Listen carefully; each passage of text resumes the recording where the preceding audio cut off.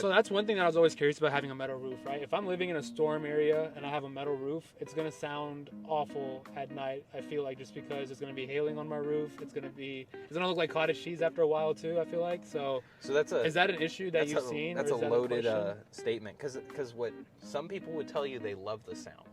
Because like when it rains in their house and they can hear the rain on the metal. Not when I got calls to make and That's stuff. a soothing thing. So some people love it, some people hate it. So for the people that love it, great, put minimal insulation. For the people who hate it, you can add extra insulation inside underneath the metal panels. Yes, and it'll help minimize that sound.